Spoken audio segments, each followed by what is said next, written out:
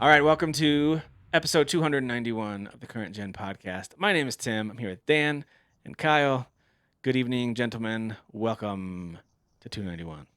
Both feeling okay? Yeah, Almost at 300. I got my energy's at 291. So Out of 9,000? Pass. pass. My scouter says That's totally 9,000, Kyle. I'm real shy. I showed I up don't real think sharp you're tonight.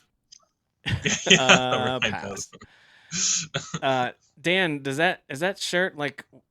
Is that what the chocobos eat? Is that what that says? The Giselle Greens? Yeah, this is my new business, Gishel Greens. I'm selling the Gishel congrats. Greens. Yeah, sure. Organic. Do you say Gishel Shoal because Greens. it's a S? I always said Giselle Greens because it's. Yeah, you see, so S-A-H. that's the thing. I've heard some people saying that as I've been on Twitch because I know, Final Fantasy for a long time there was no voice acting. No one ever. Yeah, says you a lot pronounce of it how people you Had it pronounce under- it. It was a real Hermione Yeah. situation for all you Harry Potters out there. No one knew how to say that. Gishel Greens, Yep. it's like the Titus Titus thing. Like, I know his name is actually Yeah. pronounced Titus, but fuck off. I'm never gonna call him that ever. Yeah, It's a but horrible when it was a version. localized, it's Titus because he's a water elemental. Like it's thematic. Well- the name is thematic, but the But pronunciation. there's something about Titus in Japan. Well, there is no in hard Japanese, I in Japan. There is no. Yeah. There's no I sound. So same with hard Aerith I, Eris, right? Yeah, something with like Aerith that. Eris. That might be the similar Yeah. thing. I've said Ryu for years, decades even. You know Sure. what I mean? I think I Sure. do Until I might heard people say sometimes. Ryu. Sometimes I do Ryu Yeah. and Ryu, depending on just like I don't know. I don't have a choice. It just kind of comes out how it comes out. It's not my fault. It's both ways. I don't know. Yeah. Not my fault. Yeah, I get it. Well, speaking of pronunciations, I don't know how to pronounce the game that came out this week. The third word in this title, Silent Hill. What's that word? Is it the letter F? Is that really what it is? Silent Hill F? Lowercase f. That's yeah. the whole word? Yeah, That's the you full actually word. say Okay. silent. It lowercase stands f, for you say. freaky. Oh, interesting. I don't know. I don't know Okay. what it stands for. I'm Guys, assuming Silent in Hill F is out. I'm assuming in Japan it means like super or something like that. I don't know. Wasn't there like a Street Fighter Alpha F or something like that? Like, I'm beginning to There think it was. might I don't be. think they ever threw an F in Street Fighter. There's an I F could in be all wrong. kinds of titles, so and I don't many. always know why. But Yeah. but I do know it's not even close to the weirdest title that's out there. But this game has been highly anticipated by a whole bunch of people. I'm curious if either one of you are playing it. The reviews on it are quite good. Have you guys been playing it at all? I'm gonna get this on sale because I have too many things to play right now. Okay, so And I I'm a know no. this Yeah. game Kyle's a is no. probably gonna be- Dan, are you playing it? Sorry, guys. I'm in the middle of Hell Is We're- Us, so I don't. We're all I just don't have- skipping the biggest Oh. game of the year. I don't know. That's not true. It's clearly a pretty big game release. It's getting a lot of love from a lot of people. I think it's averaging like in an 87, 88 range. Yeah. So people are loving it. So yeah, this game is now out. If you want some spookies with apparently a little more action this time, from what I'm hearing, then go give Silent Hill F a look. Well, it is interesting too that the last proper Silent Hill was I think Downpour, which was like over a decade Yeah. ago. So we haven't gotten like a proper Silent Hill game. And it in a and like very the long three time. before it were all ill received, so like it's been a long Mhm. time. Remake 2, like it's easy to be like, yeah, that did go, but it had a really good foundation to build off of. This is like a real fresh, first crack at something new, in a long time. And a different setting, It too. seems like it did okay. Yeah, that's the one thing I kept on reading in a lot of reviews is that like Japanese horror is just different. So like, Silent Hill is Japan trying to do like Western horror, vibe wise, Japanese horror is just paced a little bit differently. And this game really adopts that type of thing. So if you're kind of looking for like the same type of tempo, you might, that Silent Hill has been in the past, like you might be a little let down. But if you come in like, welcome to like accept a new type of horror, new type of tempo of it, you might have a good time with it. And that actually, I almost bought it because of a couple people saying that alone. I'm like, oh, I want to check that out to see what that means and what that looks like. But I know this game's going to go on sale at some point. I am busy. We're all busy. Everyone in the world's busy, I don't have time for this one. Literally a million games to play. Literally There's 1 million. a million games. Yeah, and if you look at the average review scores of games from even just the last 90 days, let alone from this year that you maybe didn't get to, there's a lot not just games, but of really high quality games. And that's not even counting the ones that might be on your backlog from years past. So it's like, if you're a Oof. gamer and it's one of your hobbies, trying to keep up with everything is impossible. Trying to keep up with all the good stuff even feels impossible. Let alone the stuff Mhm. that's like, this is a me game. It's one I've wanted for a while. I just haven't had time to get to it yet. Yeah. Yeah, it can be a Yeah. challenge. This is one I feel like at least a couple of us, probably you two, Yeah. will have some time with before we get to the end of the year and talk about all the games Oh, this for year. sure. If I I'd had to bet on it. guess. Yeah. Yeah. But for now, we don't have any impressions on this one. Apologies to those of you who tuned in to hear our thoughts on this. We don't really have any impressions yet, but there are some great reviews out there, like this one we're watching here from Game Ranks. Jake Baldino did the review on this one, so go give that a look if you want to hear. Since I'm just This is the doing first. the This is the first review I no audio. watched whenever I tuned in. I like Okay. game Okay. ranks. Yeah. Yeah, me too. I like them too. Yeah. So yeah, go give that a look if you are trying to determine whether or not to spend your well-earned money, hard-earned money on this game. All right. Moving on, another release from this week, Hades 2 has arrived in the 1.0 version. If you've got a PC, you've had access to the early access for this for, I think it's been about a year and a half, maybe. I can't remember how long it's been. Hmm. It's been a little while. And I had access to it. I played through the first main boss, which is really just a tutorial area and boss. And I kind of purposely chose not to circle back to it a whole lot. I was like, you know what? They're making good progress on this. They kept putting out major updates. I was like, they're going to hit 1.0. And I knew they were targeting 2025, so I just decided I'm going to hold off. So just got it updated this week. I did fire it up some today. So I've been playing it. I know, Kyle, you've been playing it a little bit too. Dan, have you been playing this one at all? Hades 2? No. I've never even finished the first one. I got a lot through, I think. I don't know how many actual loops that you have to do to like really beat it, but never did You have actually to fully beat beat it. the main boss. I guess you can call it the main boss. About 10 times, maybe 12 times. You have to do Okay, I that did not do many that times 10 to get. times. I only did it a Wow. handful of times. I didn't either. So you have to do that like 10 times to Okay. get to. There's an area after that where it gets cut short. Like you're limited. There's a story reason why you kind of Okay. reset then again. And so you have to do it a bunch of times to slowly work your way through that and then figure out the solution to that and then get to an ending Okay. that is considered like the real ending of the game. So Gotcha. and I think that's true of a lot of these kind of games. Where you Yeah. have to do a lot of successful runs in order to complete the game. But Hades 1, I think, is amazing. It's on Game Pass now, by the way. They just added it there if you want to go give it a try, if you subscribe to Game Pass. It's also usually pretty cheap. I think it's on sale right now, too, on most platforms. So Hades stands up as a phenomenal game. Hades 2, I'm curious to hear what Kyle thinks about it, because I just sometime in the last year, went back and played Hades 1 and beat the boss a couple times in a row. I did not get the true ending yet on that game, but I loved it. And so coming into this game, I got to tell you, I felt like it's really similar, like more similar than I realized after playing so much of Hades 1 again in the last 12 months. And that's not a bad thing, but for some people it might be. But Kyle, what do you think about Hades 2 so far? What are some of your impressions? Yeah, I mean, it kind of seems the same, but a little prettier. Yeah. I do like this game design a lot, so I don't know what else you would do to like hone it into a better version of Yeah. itself. It's already firing at a pretty good rate. The first one that is, and the second one just kind of picks the ball up, takes the ball and runs with it. But like, I don't know, like I really like this game. These games are like tough, but like I was saying in chat, like people who suck like me, like I'll get back and like everyone will still like treat the game like it's progressed in some way. So like everyone wants to talk to you and Mm. little bits of story pushes forward. Maybe you get a new mechanic, maybe you get like a new tool or something like that. So I like that, because it's really easy for me to like play these games a few times, just be like, yeah, I get it, it's hard, like I get Yeah. that, Sure. that's a good thing. But this game is more than just like a hard game. I feel like the mechanics are all there, where it really everything is your fault if you end up dying, if you're getting too greedy, like with trying to get another hit in, or Yep. you're getting in and getting surrounded in a way that like the game has ways to get out of that type of stuff, but you just like don't use them. So like I feel pretty good, and I beat the first boss pretty quickly. Like usually in these games they take me like 10 times, like a lot of times, and I wouldn't even call it easier. I just feel like I understood what the game Yeah, wanted me you to got in the do a little groove. quicker.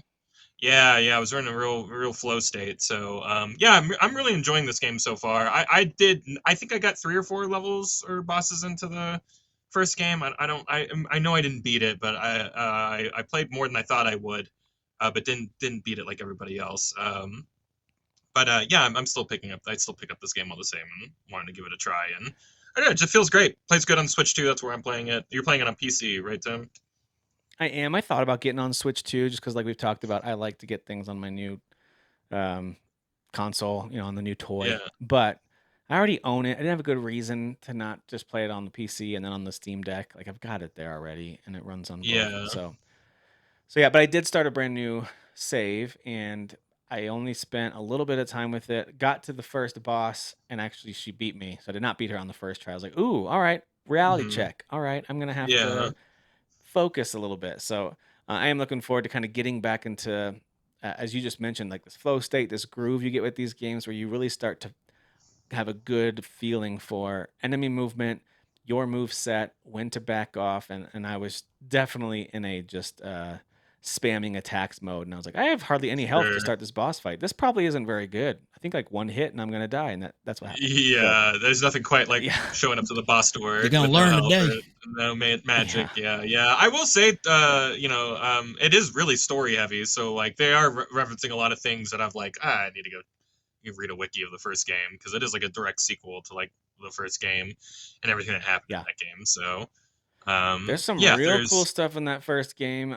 Story wise, I think it's pretty solid, but like just the levels and the bosses you fight and all that, it gets really interesting and really fun. So I would love it. And I do think it is worth getting a recap. Even in this one right away, there's like a painting that you can go see that involves characters. You're like, wait, Mhm. what's the relationship between people here again? So it is good to, if you don't Yeah. mind spoiling the first game for yourself. If you're like, there's not really a good chance I'll go back and not just play Hades, but complete it, probably spend 20, 30, maybe 40 hours, depending on your skill level, getting the ending of that game. If you're not going to do that, I think it's okay to go and get a good recap. There's some good recaps out there. So, but I think it's great. As you can see here with the combat, I only have one weapon type so far, that spear staff thing you start with. But I know you can unlock at least 3 others. Maybe there's more than that, but there's 3 others on the little platform that you can see Hmm. that are currently blocked.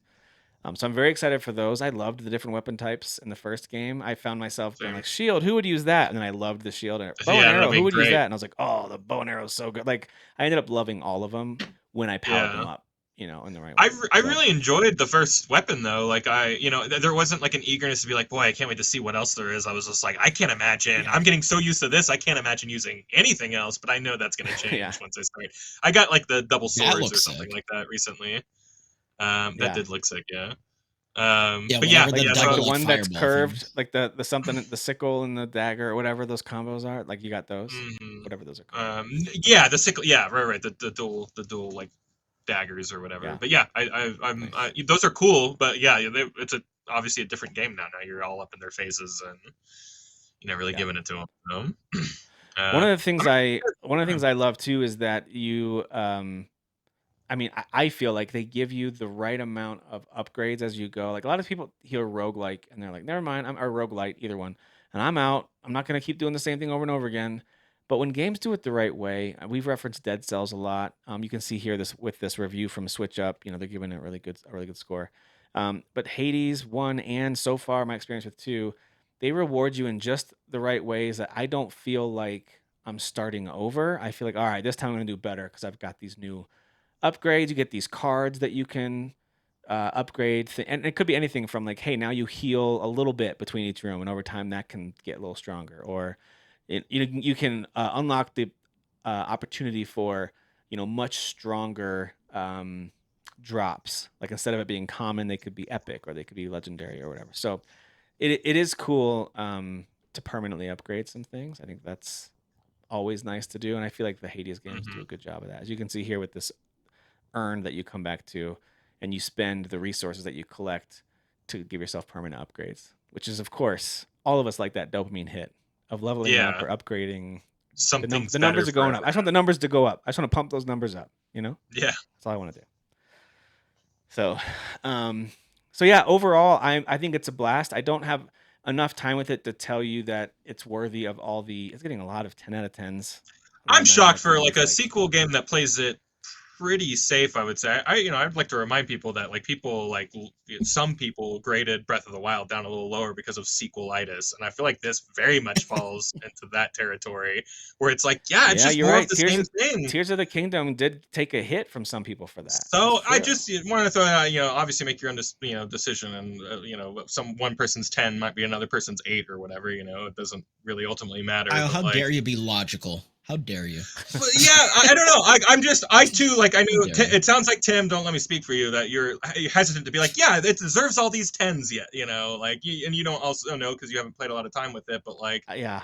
it doesn't seem like you're quick to be like, yes, everybody's right. This is it. This is the new age of gaming. It's good. Maybe it'll turn into a 10 as I keep playing it, but like, I don't know. Like, it does just feel like a very, very, very competent sequel with not a lot of like changes and stuff like that.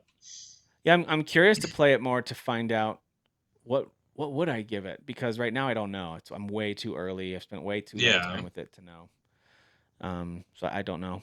Honestly, some games that I've given 10s in my mind and heart this year, it took a little bit for those too. It just depends on the game, So we'll see. Sure, that makes sense. I'm looking forward to spending more time with it. I love the art style. I love the characters. The voice acting is very good, and it's still Supergiant continues to use a really small team of the same people for all their games, from the music to the voice acting to all of it, the artists, and everything's I love that about them. Yeah, I love. And by the way, the music in the first Hades, there's a few songs especially that, sadly, they're kind of hidden behind certain areas of the game. So if you don't play it super long, you'll totally miss out on some absolutely incredible music, original music that's like actually performed, a duet with a guitar that's just beautiful and stuff like that. So this game, I know, has some nice music, not Easter eggs, but moments as well. Mm-hmm. So yeah, man, so far so good, and I'm sure we'll have more thoughts on this as we get more time with it. But yeah. There you go. Hades 2 is out in 1.0. Good for them for getting this thing out the door. It is right now just on Switch and PC, although it just said as far as I remember, I think it's a timed console exclusive. I do imagine, just like the first game, it will hit other consoles. Yeah. So yeah, there you go. Hades 2. All right. Also out this week, Sonic Racing. Either one of you playing some Sonic kart racing? I already played a kart game this year. Yeah, I played one already. So I'm not cool. playing it, but yeah, the Fox Plays that I've mentioned before, streamer, he actually got a free code of it, so because he wasn't gonna buy it, he's not a huge Sonic fan, but he played a good amount of it. I think he's actually going to platinum it because he tends to try to platinum games, and he actually had like a blast with it. He kept saying like, this is actually really, really fun. Like I wouldn't probably purchase it, but like he was having a blast with it. So he really enjoyed it. And it does look good reviews, right? Like, yeah, I'll be honest, because I mean, I played Mario Kart World as well, and I mean, I watched a decent amount of him playing this. There's kind of more variety going on in this game than there is Mario Kart World. That's what it looks like. Yeah, and just like the transitions of the track in this game, how it's kind of like the that newest Ratchet and Clank, where like a portal thing pops up and then you go somewhere else. Like they got that going on, cool. So kind of just like it varies up the levels. So and the power-ups are pretty unique too. Yes, exactly. I think the only downfall is, and it's similar to, like Mario Kart, is the rubber banding of like, well, you're in first place, so you don't really get I don't know if any good power and it's really bad Mario Kart, but a lot of games do have that rubber banding to keep games like interesting, but it's very notorious in these kart racers for some reason. Yeah. But the only racing games that don't really have it are going to be your super realistic sims, where it's like, if you're too far behind, you're never going to catch up. Like you're not going to get right, especially if you're on sim. Yeah, absolutely. Yeah, it's just how it goes.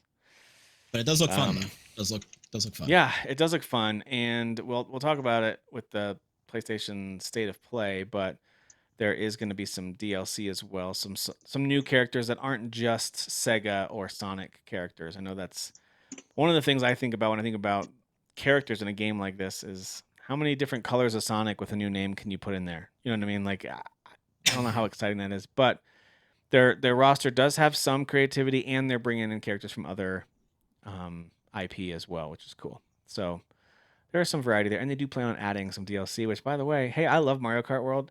They still have announced 0 DLC, which I'm very Yeah, surprised, or they have updates announced of any kind.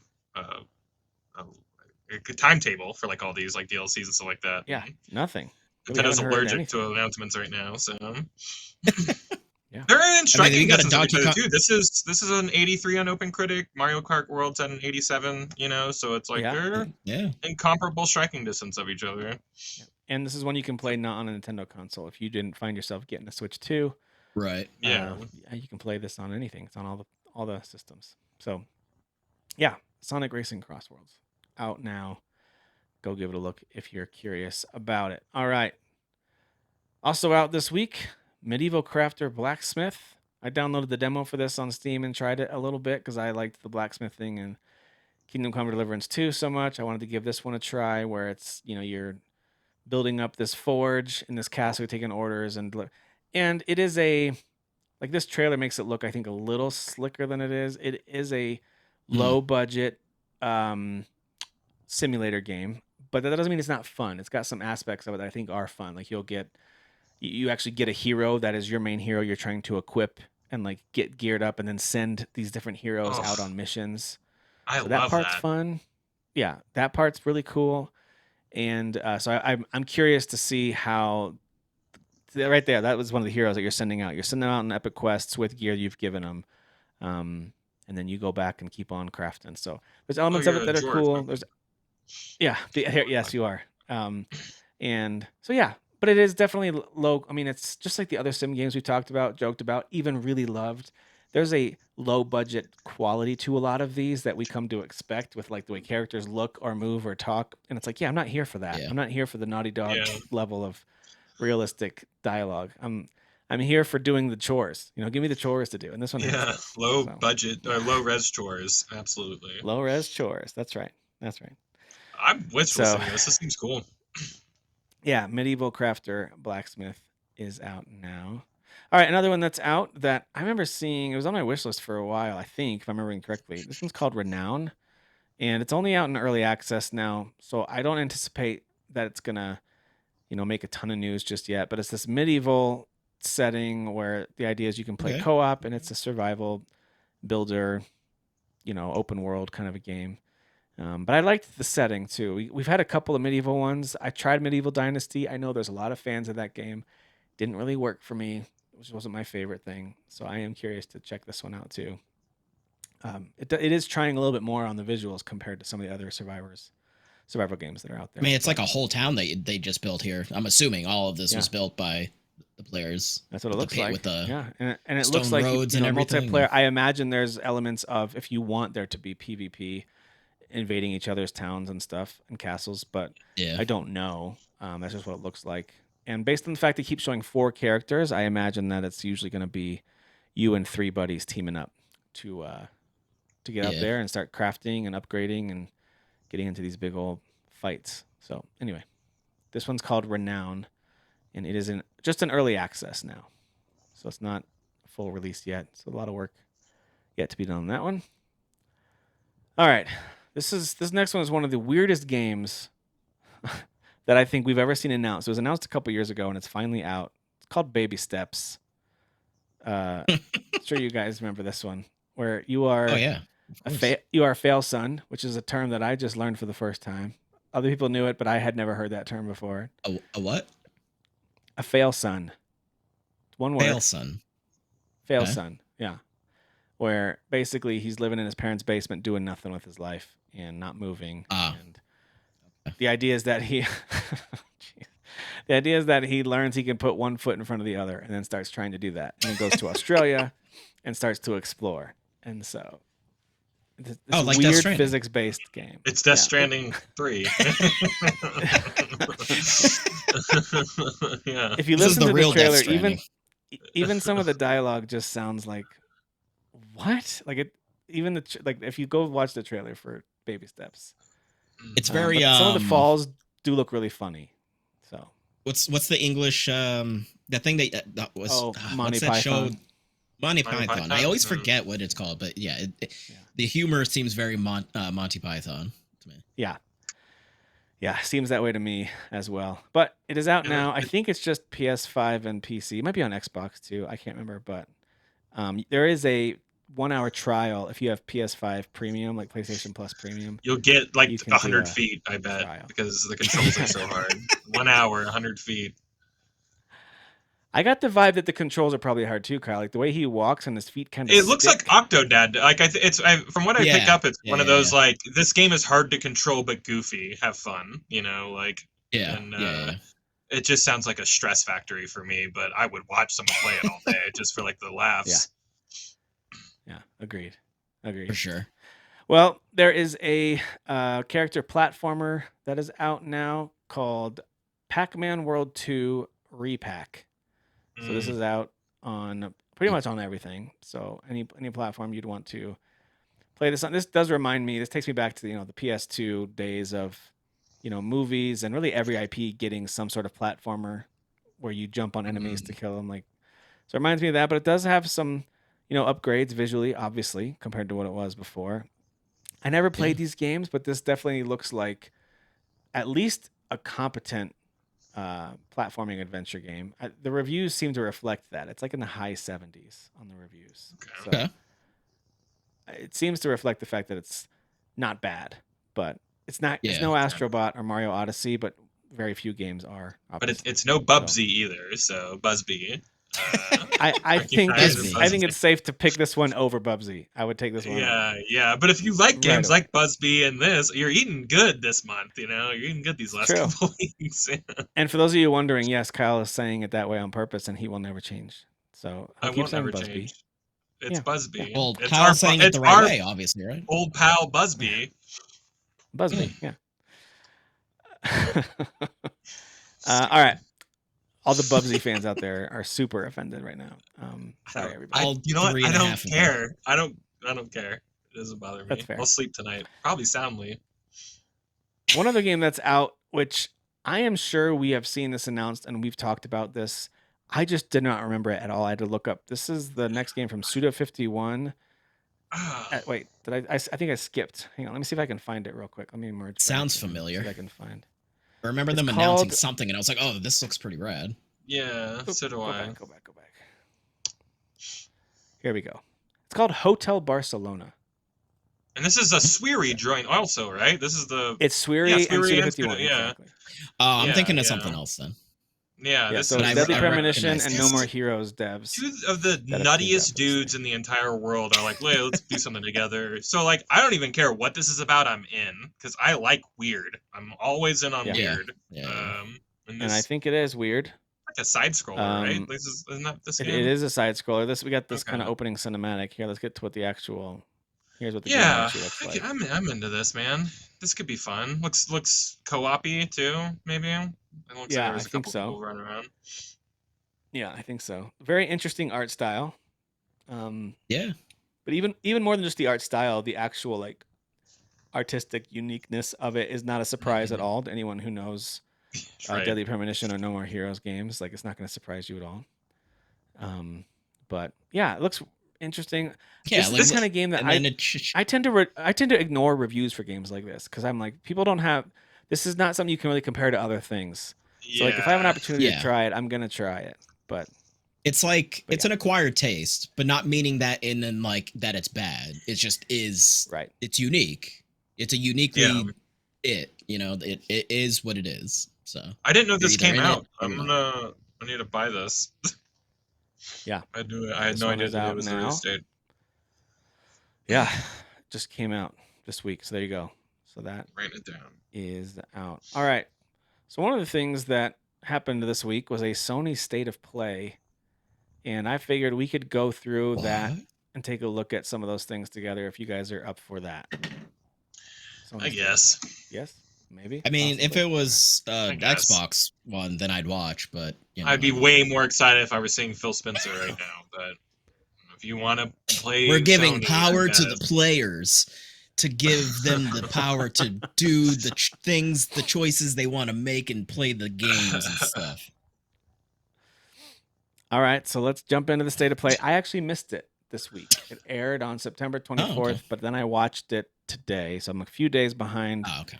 But I am caught up now, and I'm curious what you guys think about some of this stuff. Thankfully, the good thing is they put the chapters in once they trim off the countdown before it. You know what I mean? So like it's a truncated version, it's cleaned up, and you've got the timestamps.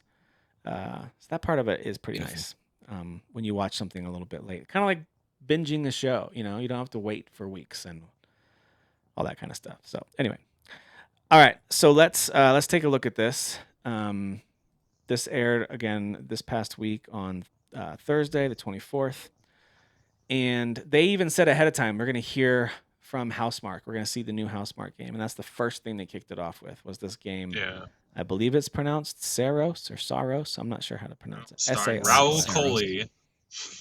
Yeah. Yes. Yeah. From he's from everything. Those Flanagan shows. From the Flanagan verse. Yeah. Yeah. From the Flanagan verse. Midnight Mass. Midnight Mass. Yeah. Midnight Mass. Yeah, exactly. All of them. Yeah. So, so this is very much in my opinion, as I watched this, let's jump ahead here a little bit so you can see some of the actual gameplay. Very Returnal-esque. Yeah, it's in the same. Were they saying it's in the same universe, or is it just like a spiritual successor? I couldn't. Good question. I forgot. I feel like the way that they were saying it and implying that it kind of feels like it's like more a spiritual successor. Like, I don't think they straight up said that it's same universe, but I mean, we might find out it is. They just don't want to tell us yet, you know? Right. Yeah. Yeah. It definitely looks a little bit more like. To me, it looks more like a Gears of War setting where things kind of have this massive castle or alien-looking buildings that you're going through with a little bit of a fantasy vibe. Where Returnal was just felt pure sci-fi to me. But to be fair, I didn't beat Returnal, so I didn't see all the areas. So maybe there were areas more like this. No, that tracks. Yeah, I got carried through Returnal because I suck at that game. But boy, someone was very nice to carry me through that game, and it was very. But yes, no, I feel like it's very sci-fi through. I do get that. Like this is even like Warhammer-y, like kind of gothic, like Warhammer. Yes. Yes.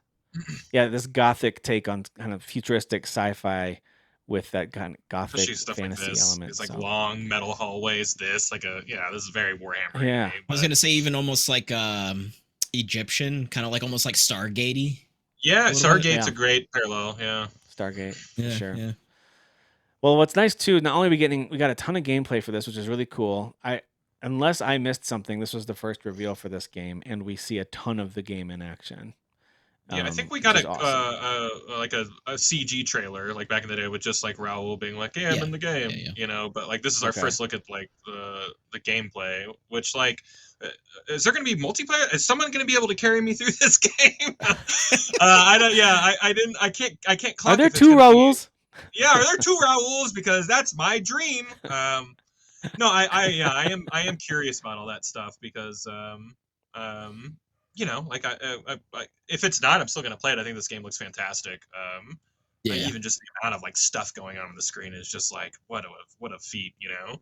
But yeah, and I like this whole mechanic. When you die, you always get back up and you always get up stronger. One time, you know, per run or whatever. So that seems kind of nice. But yeah, I wonder, is it going to be roguelite-y? Like, I don't really know what the other parts of it are, you know? Like, probably. Is it going to be my guess one is of those that things it where will you're be, running? I don't know. You think, but it's going to be the same thing where you have to like run through the whole game. You remember how they were like, it's 42 hours for one run or whatever. You got to put your game into stasis, you know? Dude, that's when I stopped playing Returnal. As cool as that game was, that's when I stopped playing it. Yeah. This shot that's the money shot right there. Like the skulls, the way they like go up the walls, like holy shit. Yeah, this is also cool. Yeah, I have a feeling that's probably going to be that too, because that was kind of like a lot of people celebrated that because people do like to be challenged. So it's kind of like that whole like Souls thing of like, well, like they added some like save factors like a little later too to like ease the pains a little bit, and that that's the era I played it in because I played it in sections. You know what I mean? Like I could pick up from here, and like I had like kind of a character that stayed there. Yeah, I don't know. I'm into this. I really I'm not good at these like again super hard games, but man, I do love to play them and be reminded that I suck and I need a buddy to carry me through them. But Kyle, this is I don't hope worry. this too. I will beat this at its base level, the vanilla Yeah. version. I'll let you guys know. I'll let you guys You're know. a big Returnal head, so yeah. I did beat Hey, Returnal. that's a Like, cool I think when title it was scheme It's too. tough. though. It's a I like tough this. game. Yeah. Yeah. It's cool. Yeah. Good title scheme. All right, I so like Saros this a lot. is It looks coming out fun. on March 20th, 2026, Yeah. which is cool to get a release date for that too. So, Yeah. and by the way, the first half of next year is so full already. Like between the And things that you Nintendo either announced have and to now get it. Sony and Yeah, and with GTA 6 looming in May, like you're either getting things May. out really early or really late in the year. I imagine maybe like Nintendo obviously is just releasing stuff in May. They're like, we're GTA proof. Yeah, they don't care. Yeah, they don't care. Yeah, like but what about like, GTA? They're like, we've never heard of it. Never heard. That I doesn't. I don't know don't know what what that you're talking is. about. Yeah, is that Yeah. dumb American game made by people from London? And they're like, yeah, No idea. we Yeah, don't care. exactly. Yeah. All right, then they showed another quick trailer, actually a little more in-depth trailer for the follow-up to Disco Elysium called Zero Parades for Dead Spies, which is coming out in 2026. So again, very stylish, very cool. I just never played Disco Elysium. I still feel guilty about it because I feel like I'd love it if I actually just focused on it and played it, but I never did. So this art style is super cool though, and everything about Yeah. the setting and the way it looks. I bet you I would love it. I just need to just grow up and just play this game. You know what I mean? I need to stop playing No Man's Sky and play Disco Elysium. I don't know. No Man's Sky's pretty cool, you know. It is pretty cool. Yeah, it's pretty cool. But we know this one is coming sometime next year. There's no release date yet. This was already announced, but this was a much more in-depth look at it, and it does look pretty sweet. And we have a new subtitle now too. At least I didn't notice the subtitle before, so to me it was new. So it was Zero Parades, and now it also includes 4 Dead Spies, which is coming out sometime in 2026. All right, then they announced that Microsoft's betrayal continues as they continue to launch things on the PlayStation 5. So, Flight They're Simulator just lucky 2024. Sony would have them, you know? They're just lucky Sony would I have know. them. All right. You know what? So- You're welcome for We're just happy to be allowing here. us to allow you to, you know. That's right. That's right. I'm glad you had some so that to is put your stuff, Microsoft. Good job. So that is dropping on December 8th. So it is coming out this year for the PlayStation 5.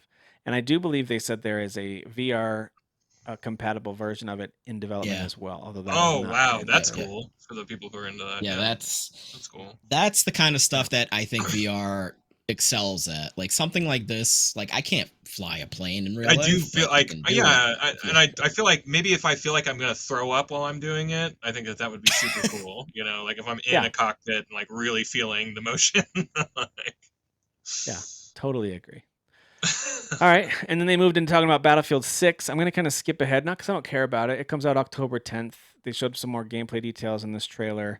They talked about it for a little bit, but Battlefield 6 is a modern Battlefield game. It's coming out in October. This is Come on, what you couple guys weeks. wanted, a campaign. Yeah. Here you go. So here we go. This is it.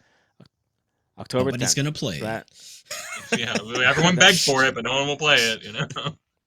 Well, this announcement was pretty cool, though. Deus Ex Remastered is coming at least to PS5. I have not seen any follow-up announcements if it's coming to other consoles as well. But here's the bottom line. This game needed a facelift. It didn't need to be totally remade, but it needed this because it is kind of hard to look at. I've gone back and tried to play it, and I was like, it's too ugly. I can't do it. Have you seen all the Can't. articles, though? Like, people don't like the way that this looks. Like, and I don't know what they expected. Like, there have been so many articles it's about, like, literally fans are just not a happy about this. remaster. It's Well, yeah, remastered I is don't know in what the people title. thought. Well, and like Yeah. it was like it looks completely different and stupid now, and I'm like, I feel like it just looks kind of like a less blurry version of what it used to look like, you know, which is what usually remasters are. I think it's cool. When I saw the trailer, I go, cool, I can finally play this game. Like that's kind of what my take was. Like, I agree. I totally agree. Let's see if it's coming out to anything else. I'm just looking this up real quick. This game is on the rough Xbox looking. Era website. Like if you go back and play this game vanilla, like I think you're a psychopath. Like I don't know who would like play a game that looks that because like there's so many mods out there that like kind of upgrade the graphics and like people play it that way. But like I just like this game needed a new baseline in my opinion. So you know. Yeah, I agree. I think sometimes when people are that passionate about something, they just don't like they view that as like you're tampering with like the purity of it or something. You know, I don't know. By the way, this studio who made this game, that's the studio that should be working on Star Wars: Knights of the Old Republic. So if you think that game is real, I just want you to know, Aspire, right? they've been making other games, and they're not making. Wasn't it Aspire? So. That's the Aspire team. Yeah. Right? It is, yeah. That's not a good sign. So, good call. I didn't even think about that. No, like you just need to. Everyone needs to let that go, and that's coming from the Star Wars guy. Kyle, this is just a side project. This is a side project. No. I'll tell you what the side project is. It's Star Wars. That's the side hobby that's never going to come to fruition. Oh boy. Hey, you don't understand how resources are allocated. Okay, you don't know. Okay? Yeah, I don't. Understand. Yeah, this. Yeah, I don't know anything about it. You're like, I'm not a human being who has to prioritize my time at all. I don't know how that works. Yeah, I can't relate. Yeah. This is one that I know is considered like one of the best ever by a lot of people. I never played it. I played, I played the two more modern ones. I always forget. One's Mankind Divided, right? What's the other one? Yeah, Revolution. Yeah. Mankind, human. I don't know. Yes, you're in the ballpark. Yeah, Human Revolution, I believe.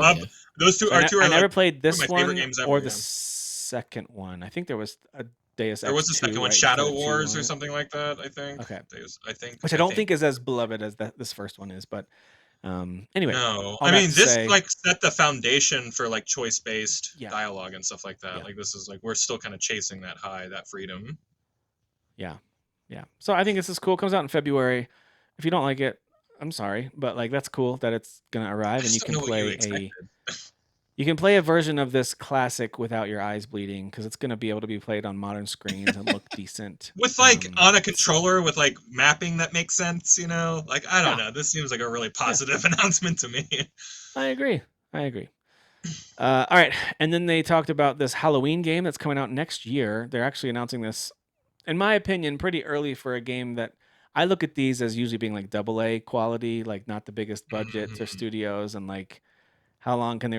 It's one of those asymmetrical. The attention spans a month, you know. Yeah, and so they announced it now in September, and here I was thinking like, what a great Halloween game! They're announcing this; it's coming out next month. Good for them, like good timing. And like, no, it's coming out September of 2026. And I was like, what?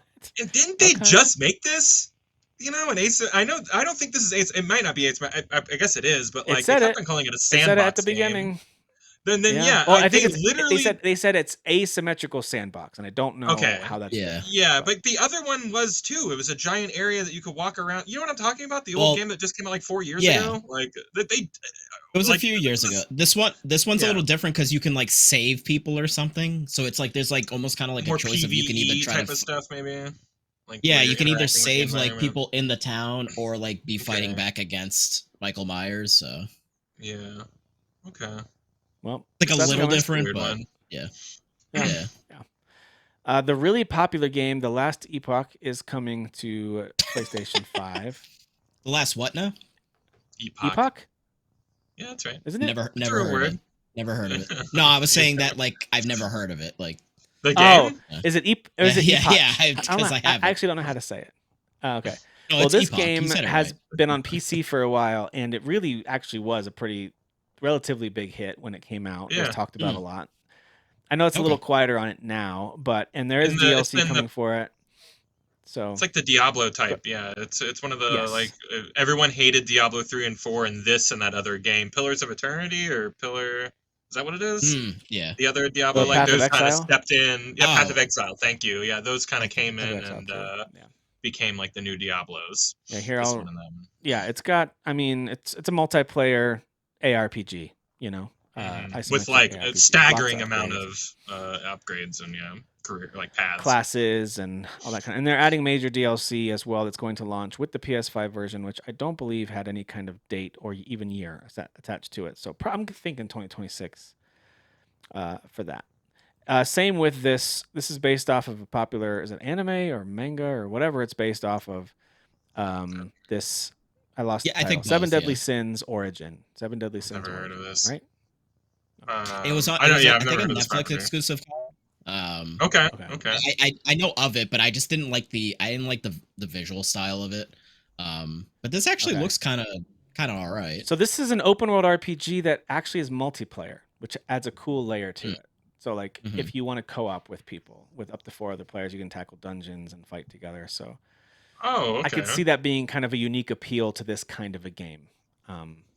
Parts of this actually it's, give so me it's, like Nino.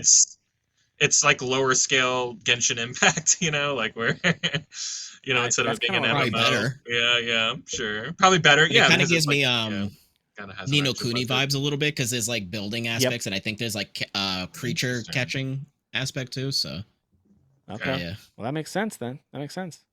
So this one comes out on January 28th. Again, the first quarter, let alone a full first half of next year, really getting full. And now I'm not saying it's full because I'm buying all these. I'm not. But like the new Housemarque game, I'm very interested in. I am probably going to end up getting the Deus Ex remastered game because I do want to play that for real. Last Epoch, I'm in on. I want to play that one. So it's just getting. It feels like it's getting full. A lot of these release dates were like January, February, March. I was like, man, we're filling in the calendar, which is great. Love to see it. All right, and then we jumped into. Wait, was there more Sonic Racing? Oh, we already talked about this. How they're adding Mega Man DLC. That was what was announced for this state of play. Is that there's Mega Man DLC, and this actually technically it aired the day before Sonic Racing launched, so it was kind of like, hey, So I wonder what other kind tomorrow. of guests. These are like obviously different companies, you know. I wonder other kind of guests that opens up the doors for you.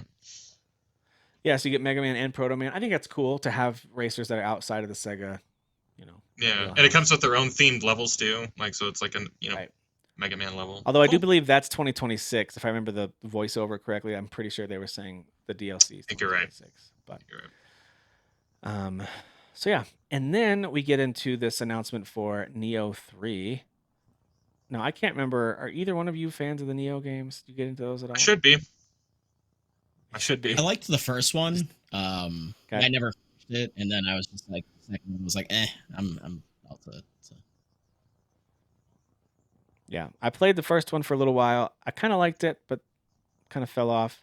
Second one didn't do it for me quite as much. I did try it. I did, give it a, at least a handful of hours. I can't like commit more than a few hours to a game. I feel like that sometimes is too much. Before I'm like, hey, I'm not really having fun. I shouldn't keep playing this. Like, not every game is gonna click for everybody, But that doesn't mean the art style is not cool. The setting isn't cool. It is. The armor is amazing, and I think actually elements of the combat are really cool. But it is a pretty difficult game too. So if Souls-like terminology or genre makes you cringe or want to walk away, then yeah, don't mess with this one because it's absolutely one of those. So there you go, Neo 3, and it drops on February 6th, I believe was the date. Yeah, February 6th. That's coming out. All right, staying with some samurai costumes and such. Look at this game. Look at the old version. Let me go back here. Was this? I love that they kept comparing back and forth. Yeah. PS1 or PS2. This is PS2. This is the very first one I ever played. So I think I guessed because everyone's fan favorite. I think I was saying it was going to be Dynasty 4, Warriors 3. Okay. Yeah. Okay. I think a few weeks ago I guessed through the leaks that it was going to be 4. Yeah, you did. You did. I'm so happy it's 3 because this is the very first one I played. So it's like I'm thinking about sitting in me and my friend cutting class, cutting gym, going to GameStop, getting this game used for like $8.99, going home and playing it co-op all afternoon instead of going back to school, and like totally falling in love with this like series afterwards. So yeah, getting it a remaster is pretty rad for me. And there you go, March 19th. We got a release date for that as well. So another Q1 drop happening. All right, and then I think we already had this one announced during Summer Games Fest because there was this run of sequels for kind of these mid-tier games that are, I think, good, but I don't know. I'm not like Code Vein 2 and Mortal Shell 2. There's a bunch of these like sequels that were announced all at the same time, and this was one of them. So we knew about Code Vein 2, and if we didn't have a release date before, we do have it now, and that is January 30th. January. So, wow. Yeah, that one's arriving in January. All right, moving ahead. I am excited about this. I think I'm going to get this on the Switch too. That's right. Final Fantasy Tactics, Ivalice Chronicles. Ivalice Chronicles? How do you pronounce that? That comes out this coming week. Ivalice. That comes out this week, right? This coming September 30th. Tuesday. Yeah. on Tuesday, which I'm so happy about because I feel like games lately, the last few years, have been so predominantly Thursday. I'm like, what are you doing to me? Let me Yeah, like start at the yeah. beginning of the week and play this, you know? So And I I love that love it's that coming out no Tuesday. other game is coming out next week either, so it doesn't have to share the stage with anybody or share your time or anything like that. You're It's so just right. this, it's nothing else. You're so right. That's very true. This It's is an all that empty matters. calendar. This is all that matters. Yeah. So we know that this one's coming out. They talked a bit more about this game. I am excited about it, and it looks great. I think I'm going to be getting it on the Switch 2 myself, but it's coming on PS5, PS4, and I believe PC, right? And then Switch. Is it coming to Xbox? I actually don't know if it's coming to Xbox. I don't know. That's a good question. cares? I'm not sure, but it's coming to Who cares? PS5, Xbox. so that's all I care about. Everything's an Xbox, so yes, it's coming to Xbox because everything's True. Right, True. right. Is there going to be another Final Fantasy game that runs like garbage there, like 16? Or Probably. is this going to... Yeah, probably. Okay. I just wanted to check in. Yeah. All right, you know what, guys? I just got to let's just keep it P, okay? Come on, Xbox. I'm sorry. is Hey, great. I'm sorry. We're in the middle of the state of play. I'm bringing a lot of negative energy. I'm sorry. All right, I never played Let It Die, so this I guess is a follow-up. Yeah, this to was that. interesting. Yeah, I actually thought that was kind of funny as he was talking to the guy in the little mask here. So the sequel to Let It Die, called Let It Die Inferno. I have no idea what I'm looking at because I don't even know what the first game is. I played a lot of the Yeah, first game, and but- I don't know what I'm looking at. So Well, there you go. Some of the weapons Says reminded something. me of like was it Dead Rising? Those games where you like piece together like random things to make your weapons. It reminded me It of does, those kind of right? games. Yeah. Yeah. I can see that. But anyway, it looks like, and it's not to insult it. I love me some AA studio games. It just looks like a AA studio type of yeah, and I think this is Let It Die was a free to play game too, so this is probably that. Probably a if I had to free-to-play. guess. Okay, got it. Yeah. Got it. But it was one of the Okay. few ones that like had like no invasive microtransactions or anything like that. I actually don't quite remember how this game made money, but it was non-invasive Yeah. microtransactions, so it wasn't like See, you gotta like that. I do like that. yeah. And it is dropping on December 3rd. So play on PS5 on September 3rd. And if that kind of game interests you, go check out if it's coming to PC or Xbox or elsewhere. I'm not sure. This State of Play, Shocked when this Sony game does these, the only other platform I ever see acknowledged, and it usually feels like by accident, is Steam. I've seen them say like wish list on Steam. Like I've seen that kind of slip into some trailers here and there. But like usually, and Nintendo does this too. It's not unique to Sony. They just pretend it's only coming to their console. It's like, We're just talking about us today. yeah. And Xbox is like, listen, this is on everything. We don't even care. Yeah, anymore. it's on We don't care everything. shit. We're on everything. Xbox everywhere, baby. Woo! By the way, I think their marketing campaign to say everything is an Xbox is just their way to no longer have to report on sales numbers for their console. They're like, Yeah, we're selling there's great. no way to We're know. breaking How do we records. know how many Xboxes are out there? Everything's an Xbox, you know. Everything's an I think Xbox. that's that so means true. we are the best-selling console in I'm history. so because bought into everything- this theory. basically. Oh my god. Yeah. That's what that means. Math. All right. The next thing they showed was this really creative sort of side-scrolling game Dude. called Chronoscript: The Endless End. I thought this looked really I'm cool. obsessed with What do you this guys think? already. Like, I Yeah. don't know if this had been. I'm pretty sure they said this is the first time they're announcing this. I'm It looks obsessed. familiar to me. Looks Yeah, I very looked cool. up the company. I already forget the name of the developer, and I didn't recognize the first game they made. It was Okay. another kind of like time-related RPG. But obviously, Okay. with the word chrono in the title, it's going to be something about time. We just don't know exactly what. But yeah, there's an element of time going on here too. But look at this art style, this kind of Yeah. pencil-drawn art with the side-scrolling. It Like- just looks so cool. Didn't It reminds they me of, like allude to it being endless? Like it's kind of an endless game, or it just kind of keeps Oh, on did they? looping for. I thought so. Yeah, I don't feel too Hmm. confident if one of y'all don't back me up because I don't quite remember. I Yeah, I don't don't remember remember because much. I didn't listen to everything they said about it. I was really just looking at the video of it and captivated by that. But it wouldn't surprise me, Kyle, because it is in the subtitle, The Endless End. So maybe Mhm. that's the hook. So Double negative there. yeah. Yeah, Yeah. it reminds me of what the hell was that one? The X-Men? Plucky Squire. Oh, okay. Yeah. Oh, because it's Like like the on concept paper. of that, but like does seem like a dark more version like of that. Pentiment visual. Yeah. Yeah, Pentiment visuals, Um, but the concept of Plucky Squire for sure. Yeah, It does yeah. seem kind of like you're a dude in a book or whatever, like you're traversing Yeah. pages or something. Yeah, this just looks rad.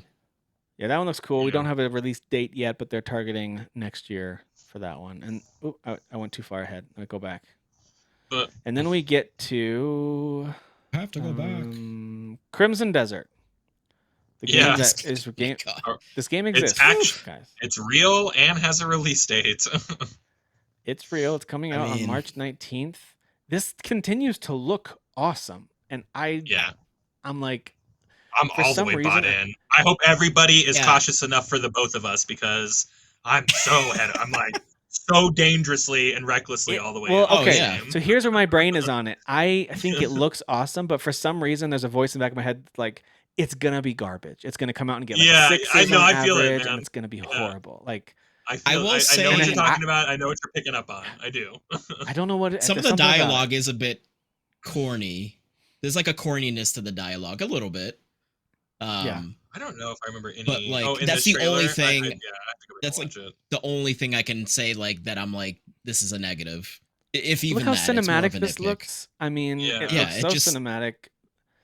Oh, it looks really epic. And by It's the like way, sci-fi, these but then Kore- there's a mech. these Korean developers are on a roll. Like, there's been a lot of really great games from Korean developers, and so like, I have every reason, the way that it looks, if nothing else, to feel Sure. optimistic about it. But there is something in the back of my mind that's like, it's not going to be good. But then the more I see dragons and I don't know, skydiving. Look at this, and the combat. It all just There's looks just so amazing. many- You can like there's so many fly different and glide, styles. and there's a lot of mechanics Yeah. going on. It does kind of feel like we tried everything. So is anything good? You know, it does. I get Yeah. it. I'm just choosing to blindly and recklessly go. This is Oh, gonna Kyle, hit, I'm on the same page it's as you. gonna land. But I do when people are like, I don't know about this game. I'm Yeah. like, I get it, and I'm not here to Yeah. try and convince you otherwise. Because honestly, I think Yeah. like those people have more feet on the ground about it. Where I'm just like, I'm bought in. I don't care how. Kyle, you know what? real it is. You and me, we're flying. We're just taking off. I'm We don't flying. care. I'm flying on the back of a dragon Yeah, with we're a just- mech or yeah. whatever. I don't give a shit. This looks rad. You know as what's hell. funny is I do want more games where you fly on dragons as part of the overall experience. Oh, I don't yeah. want I don't necessarily just Sure. want a flying dragon game. I want it to be like, I want. oh, by the way, you Dragon can get on Guard your dragon. 4. Yeah. I want But, more Dragon Guard- So Kyle, I went and looked up footage from that. It's not how I remember it. Like when I saw Yeah. the footage, I was like, oh, It's rough. It's Okay. a PS2 game. it's a PS2 game, and I don't know what I was expecting, but I saw it and I was like, oh, It looks like those Dang. visuals from Dynasty Warriors 3 just a few slides ago. Yes. That's what it looks like. Yeah. Sure. with even fewer enemies on screen than I remembered. I was like, huh, oh, that's interesting. In Yeah, my mind, yeah. it was Yeah, much but more Dragon epic Guard and- was like that's the build up to Nier and Nier Automata. Yeah, Dragon so- Guard and Nier Which- are in the same universe. Yeah. Which, by the way, Yeah. I have not gone down that rabbit hole to figure out how, because that makes no sense on the let outside me looking tell in. you. We have this is one of the long episodes. We have the time. Let me break it down. Let's for dive in. We're now gonna take 3 hours. Because I can just to explain it all day, baby. All right, and then they talked about these new wireless speakers, which at first I was like, who cares? But then the more they showed that how it can like link between your multiple PlayStation things, it is kind of Yeah. cool. It can sync up between Seems everything from your convenient. PlayStation Portal to Seems yeah, convenient. everything about it is pretty cool. From your computer, your Mhm. PS5, your PlayStation Portal. So that's cool. I think it's cool. That would be you can do all cool those to play things. like your Portal and have like it like yeah. I think that'd Yeah. be pretty cool. Yeah, and it does make sense for them to make proprietary PlayStation speakers that are all Bluetooth powered, and you can kind of Just speak connect to each them, other like- and handshake immediately. and you can move them like the charging docks, and the fact that you can kind of just unhook them and then carry them around where you want to sit. Yeah. like it's. I see the convenience and the tech of it being really cool. So Yeah. I like that. And then they talked through a bunch of updates for PlayStation Plus, including things like Last of Us Day. I think those games are being added to Premium Plus if they're not already. I think there was another Alan Wake 2 being added to Premium Plus. Yeah. And then they talked about the new DLC coming this December for Gran Turismo 7 called Spec Yeah. 3. And What did they say? They again, reached a one of- milestone of 750 million units sold across like the whole franchise. So like this is in It was celebration 100 of that. million, It was 100 million. Okay, yeah, I way over. which is a lot. It is a lot. I'm This gonna is go quite with- a bit. Yeah. I'm going to go with 800 I'm like, it was a million. billion. It was a billion copies of this game. I'm just numeric. Numbers don't make sense to me. You know, I'm just throwing out just That's random right. numbers. But yes, it's in celebration. Twice of the that. twice the population of the U.S. bought this game. I love that. But this is especially if you're a Gran Turismo fan. If you're the kind of person who gets these simulation racers and you really dig into, I know Kyle, you love these games, and others have dipped their toes in at least. But these can like take over your life if you really get into them because of the level of detail that's there. And so they are adding new cars and new racetracks, and as you can see there with the captions, there you go, 8 new vehicles. So. Yeah, they're adding some new features. That does launch, I believe, in December, called Spec 3. I'll re-download it and check this out if it's as big as they say it is. All right, then they announced this new controller. It is not a new God of War game. I saw someone else post about the controller before I saw this, so I didn't have hope for any kind of God of War reveal. There was all these leaks that they're like I'm sorry, not anniversary. There was going to be the 1, 2, and 3 like remastered collection or whatever. Remember that leak or rumor that kept going around? Because and they might do it in time for the 20th anniversary or something like that. But, nope, controller. But anyway, so yeah, they announced this controller. I don't think they put any kind of release date on it. So I don't know. Maybe it's out now. I don't know. It didn't say coming this holiday or anything. It just announced it. All right. Cool. God of War controller. And then, guys, they wrapped things up with a little Insomniac. Let me hit play on this. What do you guys think about an actual look at Marvel's Wolverine? Not a leak, not some stupid leak of really early gameplay that made people write it off right away, which is so stupid because the game had barely begun development. Now we're actually seeing this game in all of its designed glory and gore in action. Jeez. Real, bub. And it's really. By the way, the guy doing the facial animation and the voice was Spartacus. Yep. Yeah. Yep. And by the way, he was also JD in Gears of War 4 and 5. So I did not know that. That's cool. Yeah.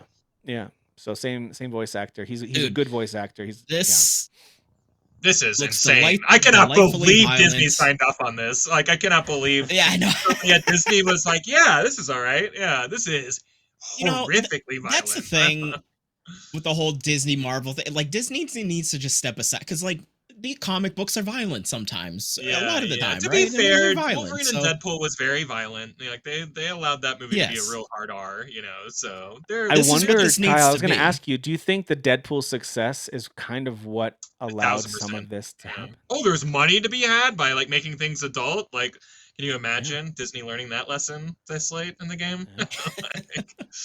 So yes, I think that there may have been. There might be a version of this where it's not this gory. Like it's still kind of rated M, but like maybe it's not. This is excessive, and I love it. I think it's insane how gory it is. But think about video games in general. Like who's the audience they're going after? Like some of these games are already so gory. They're like, that's who's playing our game. The people who play the Ghost of Tsushima games where you can like delimb people, like people who are playing.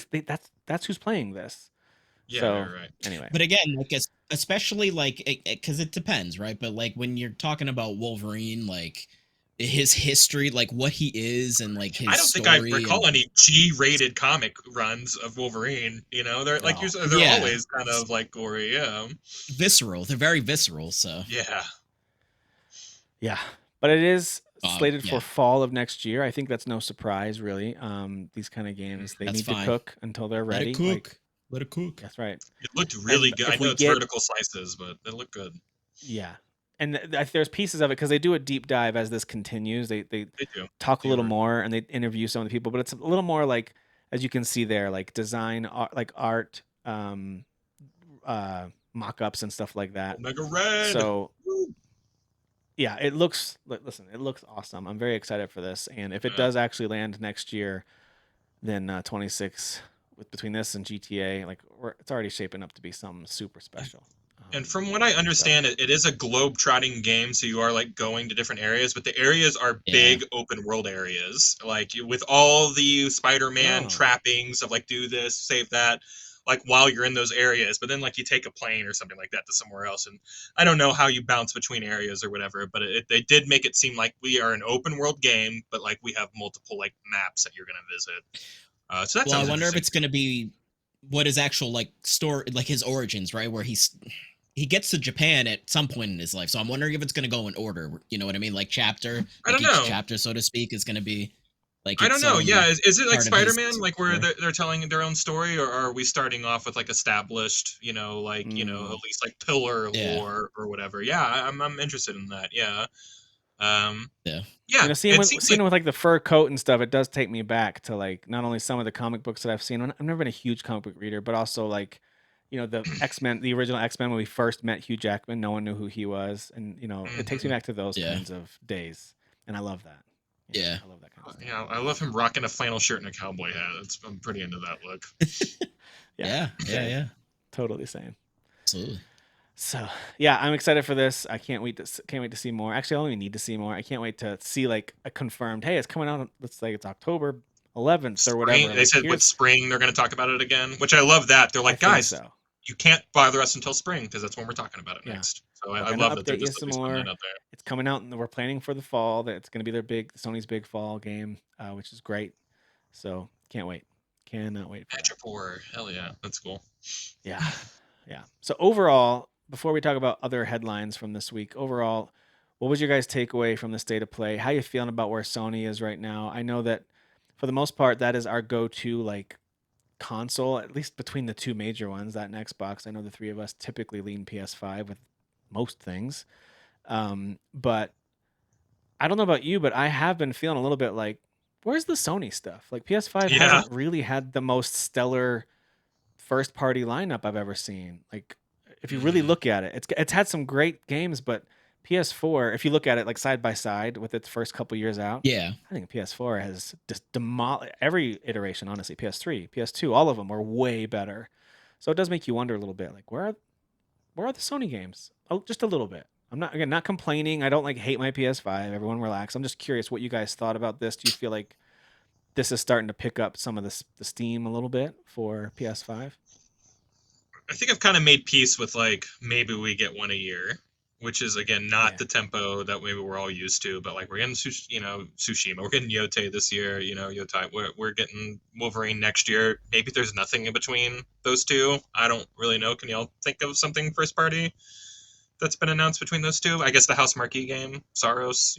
Well, Saros. Yeah, Saros. So they are sparing. It feels like but I don't know. I think I've kind of gotten used to it, so I don't know if I feel any big way about it. But this was a pretty good show. There was some cool stuff here. I take it like No, I was gonna say because it's obviously been said by many developers, like, "Oh, the games are so expensive to make. So I that's just kind of where my head goes with it specifically with Sony. It's just kind of like, yeah, we're letting our studios cook, and it may take a while because games are expensive. And it's like, okay, sure, like it just is what it is. I've also accepted it, like Kyle says. So that's what it is. It's the acceptance mixed with the fact that them telling us like, yeah, games are expensive, guys. So it takes time and money, and I'm like, okay, sure. So yeah, because the more you think about it, like PS5, we're about to hit its 5th anniversary of being released. Yeah, and there only be 3 more years, of this. That's what I'm wondering too. Like, when is the next one, and what has there been? I'm so excited for Ghost of Yote. I really am. I can't wait for that game.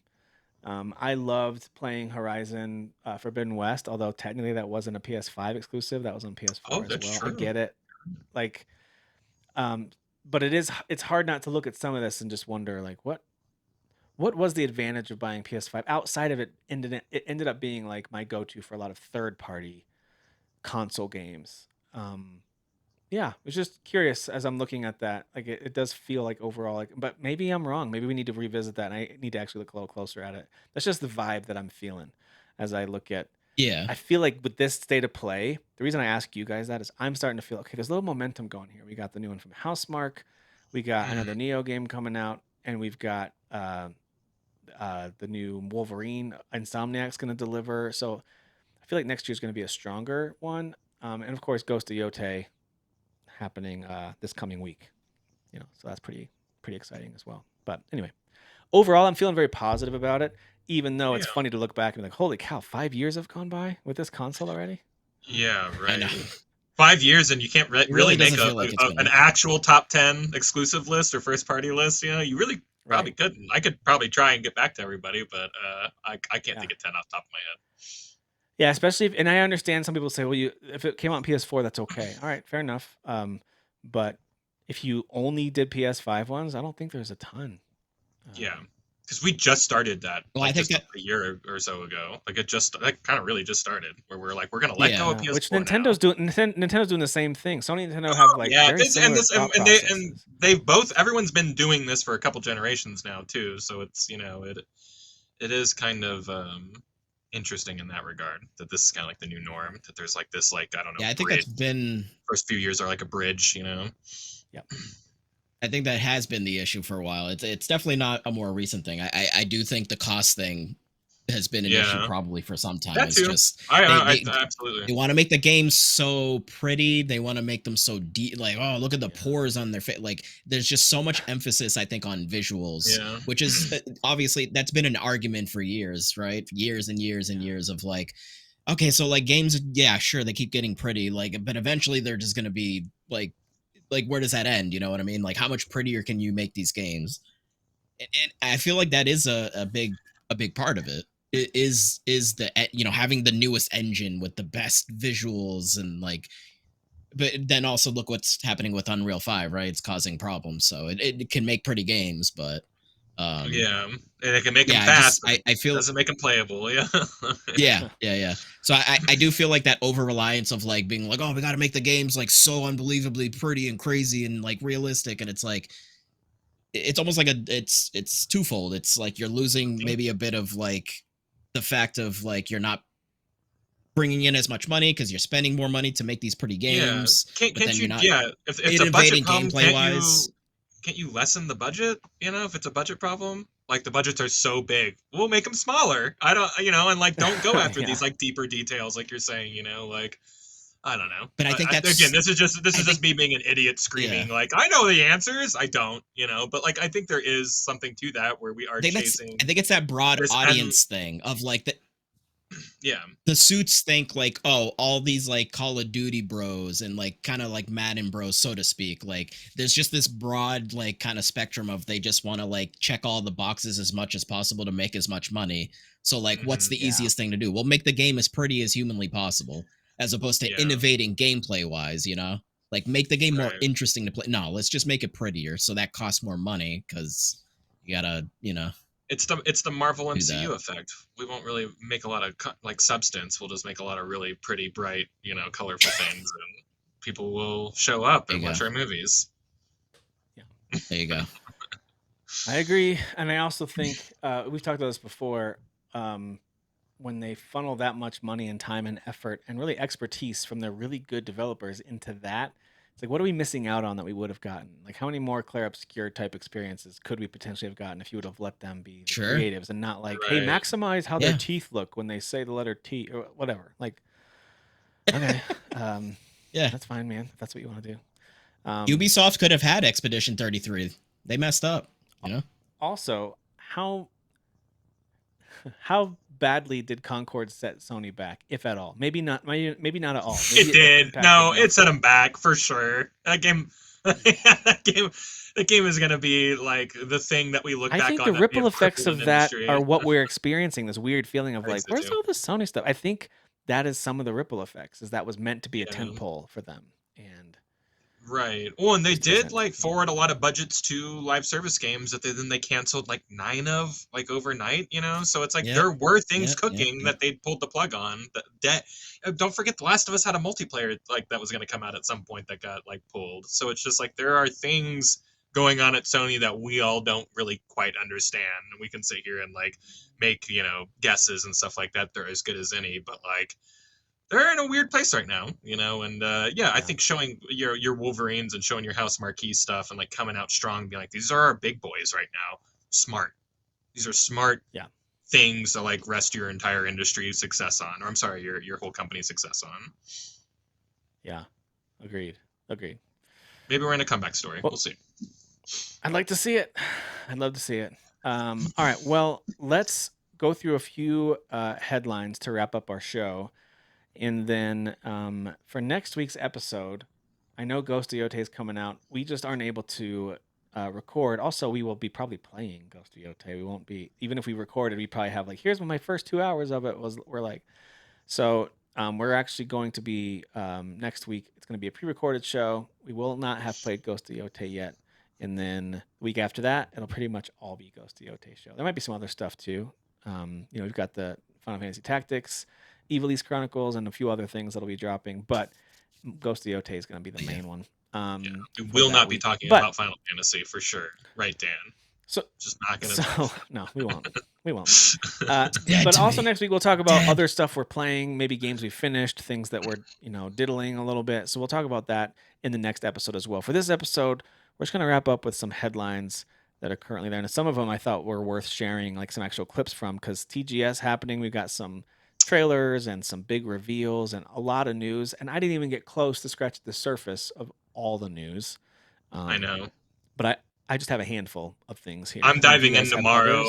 Yeah, I haven't watched any TGS stuff, sadly, but I'm catching up tomorrow, Sunday for us. Yeah, I did some catch up today, not a ton, and there was a lot more that I skipped over. I just did some pretty high-level stuff. So the first one is that Konami has officially said that the Metal Gear Solid Master Collection Volume 2 is moving forward properly. No way! How did I not know this? Now, Kyle, it's happening! It's happening! What's proper? I don't know. I don't know what proper is. And there is still no confirmation. Metal Gear Solid 4. There's no confirmation that 4 is going to be included. But if that's not included, then I would argue that's the improper way to do it. So properly must mean that it's included, right? Yes. It's gotta mean. Yes. Yeah. Read into it just like that. Yeah. This is electric news. Oh my gosh. Yeah. Yeah. So it's. I'm gonna go run a lap. I'll be back. I'm gonna go run a lap. I can't pull it all in right now. I'm gonna go I gotta get some of this adrenaline out. I'm gonna go run a mile. I'll be right back. Let me know what we talked about. Chris Traeger over all right. We got news that Doug Bowser at Nintendo, after 5.5 years ish, is stepping down as the Nintendo of America president and COO. I know he was not like the youngest guy. I don't know if okay, the word is that he's retiring and like he put out a statement that he's like loved his time there and he's stepping down. Can't wait to hand over the reins to Devin Pritchard. And she's been at Nintendo for like 19 years and apparently is like internally everyone's favorite. Everyone's always viewed her as a leader already. That's the vibe that everyone's hearing. She's already been their executive vice president of like revenue and marketing, consumer experience. So like sounds to me like someone who is a natural like fit. And she put out a statement saying essentially that Doug Bowser has been like the best mentor I could have asked for. So it sounds like he's been mentoring her and probably a few others too for leadership roles. So anyway, yeah. So we've got a new, no longer named Bowser. Will be. I feel like he has to. He should pass on the name though. You know what I mean? Like now you have to. She has to legally change her name now, right? That's how I feel. I don't know if that's moral, but I still or feel you know what? Let's find some middle ground. She can just the title is now Chief Bowser Officer. That's Chief Bowser Officer. Yeah, I'm okay with that. We can do that. Yeah. Yeah. CBO. So anyway, that was pretty major news, and that's going to go into effect at the end of this calendar year. So starting in January 2026, there'll be new leadership at Nintendo of America. And I'm from what I could tell from a on the cursory glance, it seems. I'm sure they will. It seems like a positive stepping away from everything I'm seeing at a cursory glance. It doesn't seem like he was secretly embezzling millions, or like it doesn't seem like there was something bad happening. He's going out high after the launch of the Switch 2, which is like a major success. Like, why not just be like, I'm done? And other presidents, if I'm not mistaken, kind of did similar things. Like they would launch a console, would do really well, and they would step down. You know, so. I think Sony maybe has had a leader or two that's done that in the past, if I remember right. But I think that's a good move because you're putting like a bookend to a chapter. You know. Yeah, here's my stamp of legacy here, and then I'm out of here. Yeah. I'm sure he'll still be similar to Reggie, like still be around and speak highly of what Nintendo's doing here and there. But we'll see. I gotta be honest, I never really saw him nearly the same as I saw Reggie. Like Reggie was such a character. At all. Yeah. And Doug Bowser was way more kind of like subdued comparatively. So very smaller personality for sure. Yeah. All right, well, we got some pricing for these. If you guys have been waiting for this kind of Xbox-centric handheld from Asus, we got some pricing for these here. I'm going to share this real quick if you guys didn't see this. Just as a reminder, there's these two versions. One is more premium, called the ROG Xbox Ally X. Has a better processor, more RAM, that kind of stuff. And the other one and more storage, of course. The other one is just the ROG Xbox Ally. So that one has an X on the end of the title, one does not. And it turns out that X is worth $400 because I was going to say it's an expensive X. Yeah, I'm going to let it get to the end of this little trailer here where you see both. Here, let me see. Okay, so both of them have the same size screen from what I can tell. It's just all the inner workings and what makes them go. They both have the same 7-inch 1080p screen with 120 hertz refresh rate and VRR support.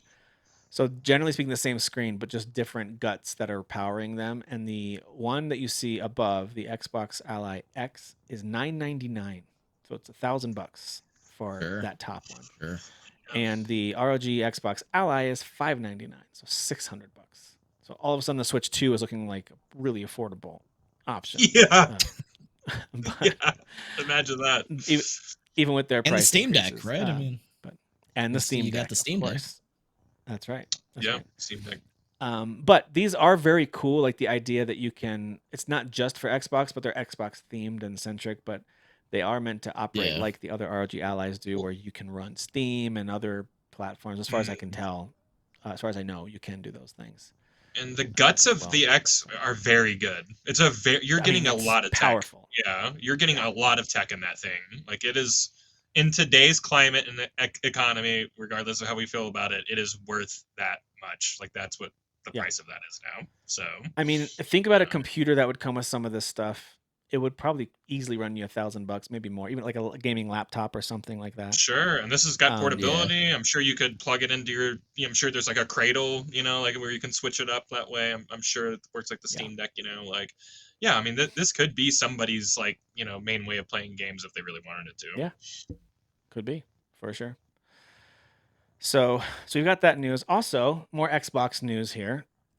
We've got the new location revealed for Forza Horizon 6.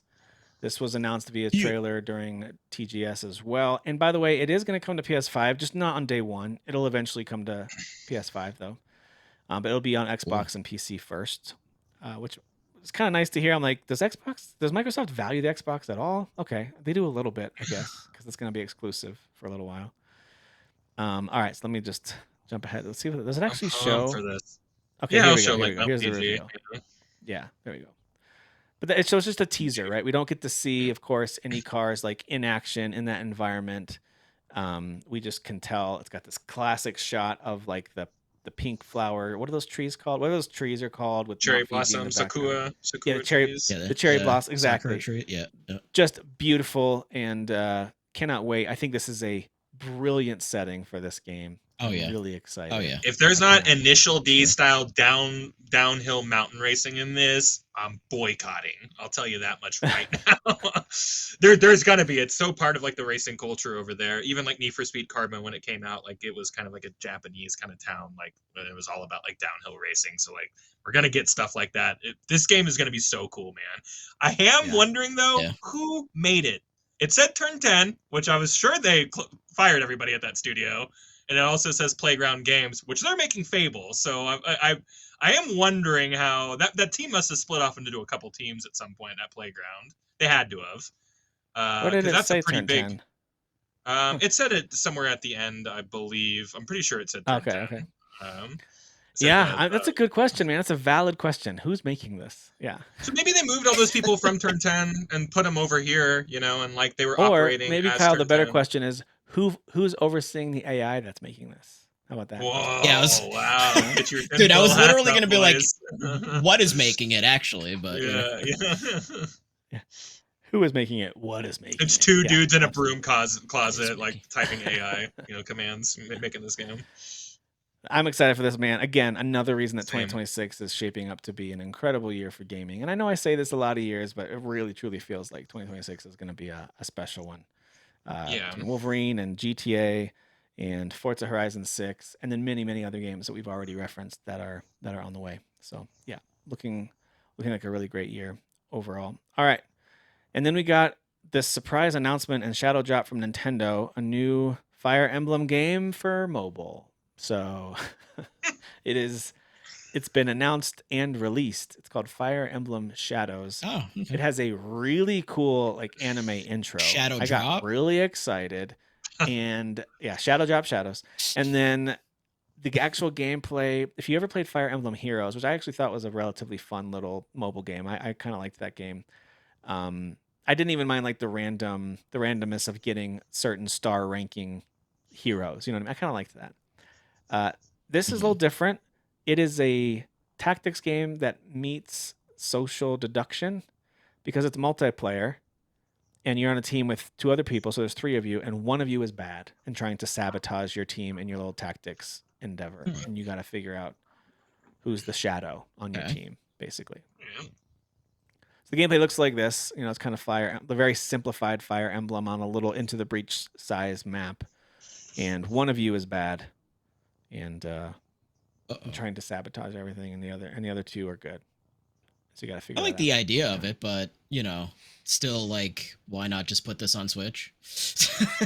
Because Nintendo sold out to big mobile. I'll tell you. I think also, like, think about their Japanese audience. Even if it's not everyone plays mobile over long-time there. success, everyone's going to play this game. Everyone's going to play this. It's going to be such a hit locally for sure. Like, I'm just still the old stubborn man that's just like, I'm not playing. I don't want to play games. You and me both, Dan, and I won't. And you won't buckle me. You won't break me.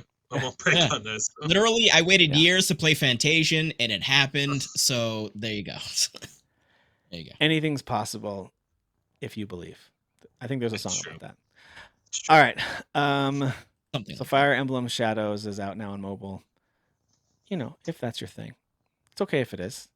It is okay. This is a safe place.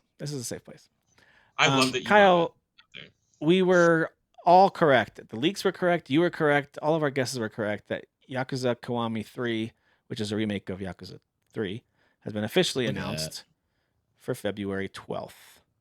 And also the director's cut of the other, which other game was it? I can't remember. One of the other Yakuza games. The director's cut that was only on Switch is coming to other consoles. For Zero, yeah. And Yakuza 3 Kiwami also comes with like its own Gaiden expansion, like which is its own game about a different character, and it's just free inside of Kiwami 3 when you buy it. So you get 2 Yakuza games for 1 next year. Yeah. So there you go. So a lot of fun announcements at TGS. This one needed it too. This one's real dated. 3 is real rough to go back and play them. So yeah, I'm excited for this one. Well, staying on some Nintendo news here, Borderlands 4 has been indefinitely delayed on the Switch. I didn't know that. That's fine. Yeah, which is the least surprising thing, I think. This is my shocked face. Maybe. Yeah, I can see it. Code your own engine, guys. Shocked. Code your own engine. You do look shocked. So, yeah. Oh, that's what it is. Yeah. You guys forgot to delay it. Did you guys not have code your own to engine? Yeah. I told you to do it. All right, guys. Very nice of them to delay it then. There's a new Pal World game coming out called Pal World Pal Farm that's been announced from Pocket Pair. So, of course, here comes Nintendo. Yeah, they're going to let you have it.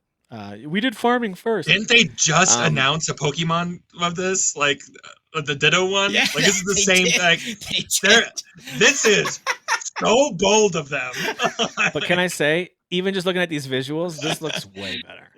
I think so too. Yeah, I do think so too. Yeah, I think this looks better. That new Pokemon Animal Crossing looks fantastic, but it does. But this looks cooler. But the Ditto character still creeps me out. I think that might. There's something about it that's not right, and I'm not going to support it. There's something not right about it. I'm not going to support it. I'm not going to support that Ditto. I support the game, not that Ditto. So this is it's a chainsaw. What Pikachu's rocking a chainsaw? Like this is cooler. Sorry, objectively cooler. We're moving. I'll be honest. This looks way more interesting than regular Pal World. This just looks more put together. Like there's an actual cohesive vision here, you know? I agree with that. Because Pal World, I only played it for a couple hours and I was like, I think I'm done. You know, like, yeah. So anyway, so that is has been announced. I don't think there was any kind of date put on there. They were just announcing the game When and Nintendo showing says they can. Okay. Yeah, when Nintendo, when their lawsuits are finished, Yeah, which will that's be the never. date. Yeah. So Kojima, there was some stuff with Kojima Studios. One of the things they talked about was the stealth game coming out called Fizzant, and then also, excuse me, the Xbox game called OD, which now has a subtitle that says Knock. So OD Knock, I think. So they talked about those two games, but then they also, I wanted to end on this to see what you guys thought about it. They also announced this. This is not a partnership that I envisioned. Kojima Productions and Niantic Spatial. So Niantic of Pokemon Go fame. Working together on this new AR project called A New Dawn. I missed this one. I know. Or at least the just trailer. Went on a I should say tirade. the project called A New Dawn. I don't know if the game or the experience will be called A New Dawn, but the idea is here. Let me just read it to you while you're looking at this trailer here. The idea is that it's going to use Niantic Spatial's AI software, which scans real-world objects and makes them interactive, and appears to show that the player can interact with either their phone or augmented reality glasses. So it sounds almost like they just wanted to do some fun tech stuff, tech interactive stuff in the world. Don't know to what degree it'll be gamified and what that part will be like, but anyway, interesting. Interesting that they're doing this. Yeah. So, yeah. But then again, anything Kojima says, I'm going to do this, doesn't surprise me. He's the same guy who made some Game Boy games where you had to be out in the sun in order for it to... Sure. Yeah. Well, now he's trying to capture ghosts to put into his game. Did y'all read that article? Like I saw that. Yeah, he thinks he captured a recording of a ghost in studio, and now is completely fascinated and is willing to globetrot across the world with technology to like digitally capture a ghost and put it in his game. And I'm like, okay. So Kojima's actually gone insane. So Kojima's actually gone full insane. He just has a new fun hobby, is kind of what he's doing. He had a new fun hobby. You see, every day is a new hobby for him. That's awesome. I love it. So, guys, that does it for us for this episode. Next week, we will circle back and talk about games we've been playing, and we're going to give a quick Game of the Year watch check-in. We are officially about to wrap up the third quarter, which means we're 75% of the way through the year.